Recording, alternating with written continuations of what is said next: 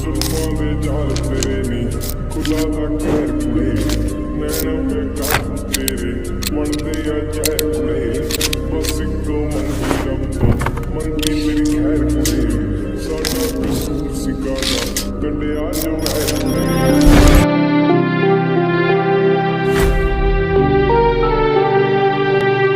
हम आज़ादी दिवस मना रहे हैं, लेकिन यह आज़ादी हमें उपहार में नहीं मिली है। इसके लिए एक लंबी यात्रा करनी पड़ी है, आज़ादी की यात्रा।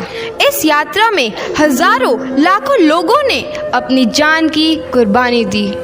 1919 जलियांवाला बाग। आज हमारी बैसाखी का दिन है, लेकिन पूरा पंजाब बैसाखी नहीं मनाएगा। हम सब बैसाखी नहीं मनाएंगे।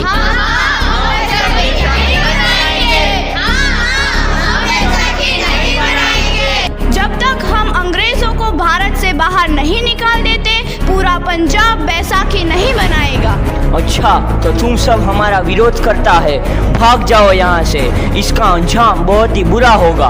हम नहीं जाएंगे, तुम लोग जाओगे। हमें नहीं, तुमको भारत से भागना होगा। Soldiers fire!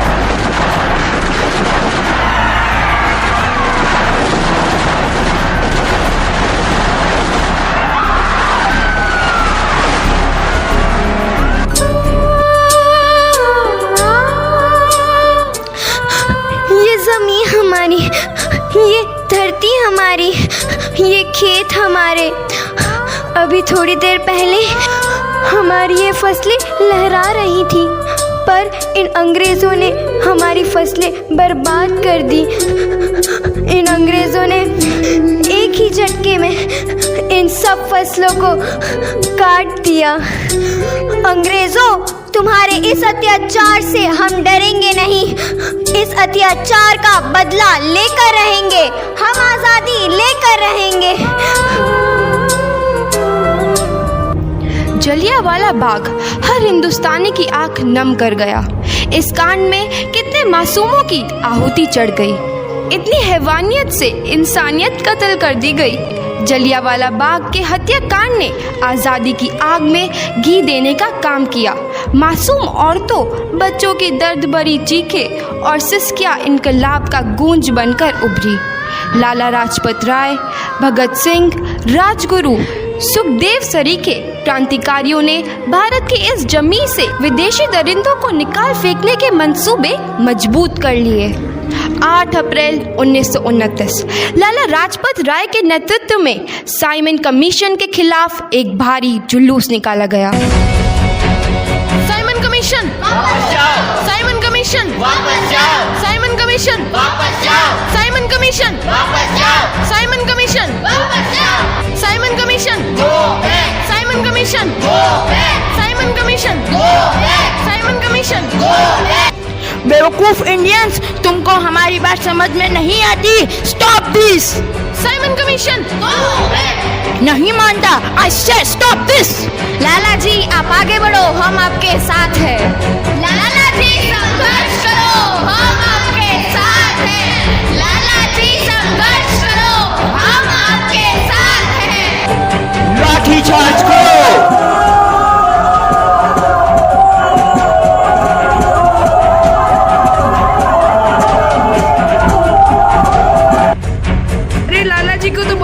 चोट लगी है, उनका सर फट गया है।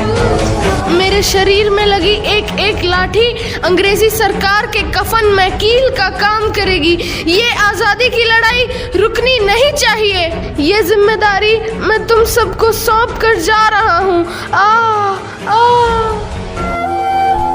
लाला लाजपत राय की दर्दनाक मौत के बाद भगत सिंह, सुखदेव, राजगुरु वतन के इन मतवालों के खून में ऐसा उबाल आया जिसका सामना करना अंग्रेजी सरकार के लिए मुश्किल हो गया। अंग्रेजों को करारा जवाब देने के लिए स्कॉट और सैंडर्स को मारने की रूपरेखा रची गई।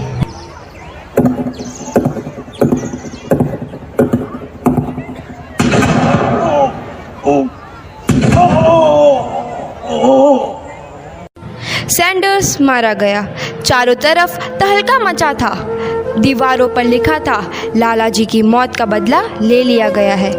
भगत सिंह समेत सभी वहां से फरार हो गए।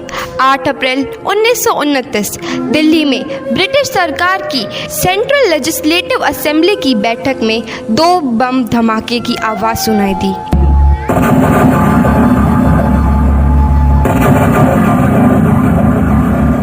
धमाकों ने अंग्रेजी हुकूमत को हिलाकर रख दिया। इस घटना को अंजाम देने वाले भगत सिंह, राजगुरु और सुखदेव ने अपने आप को अंग्रेजों के हवाले कर दिया। 1930 को अदालत ने अपना फैसला सुनाया।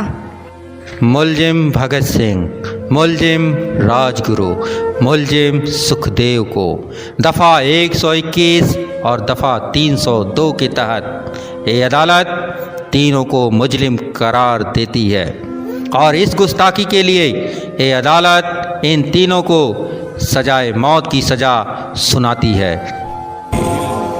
सरफरोशी की तमन्ना अब हमारे दिल में है, देखना है जोर कितना बाजुए कातिल में है। भगत सिंह और किशन सिंह ਤੁਹਾਡੇ ਮੁਲਾਕਾਤੀ ਆਏ ਨੇ।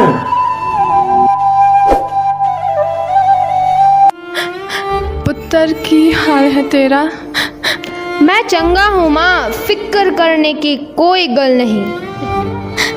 पुत्र, मेरा दिल तेरी तरह पत्थर दिल नहीं होगा। तेरी ये गला सुन के मेरा कलेजा फटे जा रहा है। माँ, मेरा दिल कोई पत्थर जैसा नहीं है, एक वतन परस्त का दिल है जो मेरे देश प्रेम के जज्बे को ताकत देता है। बेटा, मेरा लाल। माँ, आज मेरी तपस्या पूरी होने जा रही है। जे तू रोई तो मैनू तकलीफ होइया। सोच, तेरा पुत्र आज शादी करने वास्ते जा रहा है। फर्क केवल इतना है, वो घोड़ी पर नहीं फांसी पर चढ़ने वास्ते जा रहा है। आज तू क्रांतिकारी की माँ है, कल तू एक शहीद की माँ होगी। माँ। पुत्र भगत, तू इतनी छोटी उम्र में हम सबको छोड़ के चला जाएगा? तूने जिंदगी में देखा ही क्या है पुत्र? मैंने अपनी माँ देखी है, जिसने मुझे एक ही बात बताई है कि बेटे, अपने देश के लिए एक बार मरना 100 बार जन्म लेने के बराबर होता है।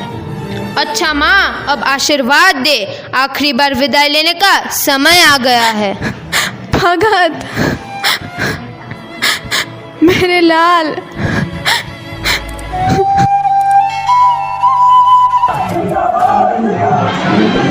भगत सिंह, तुम्हारी कोई आखिरी ख्वाहिश? हमारे हाथ खोल दिए जाए। हम तीनों दोस्त एक दूसरे से गले मिलना चाहते हैं। उनके हाथ खोल दिए जाए।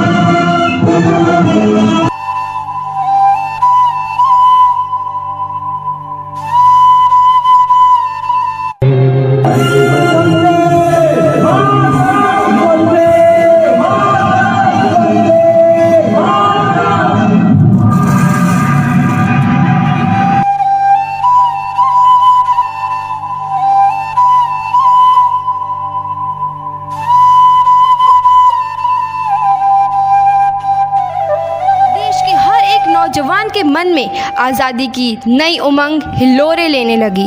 अंग्रेज़ों भारत छोड़ो का नारा जोर पकड़ रहा था। सबने एक आज़ाद भारत का सपना देखना आरंभ कर दिया था। हर कोई अपने अपने ढंग से इस महायज्ञ में अपनी आहुति दे रहा था। सुभाष चंद्र बोस, रानी लक्ष्मीबाई, तात्या टोपे और मंगल पांडे जैसे शहीदों की कुर्बानी रंग लाई। 15 अगस्त 1947 को भारत आज़ाद हुआ।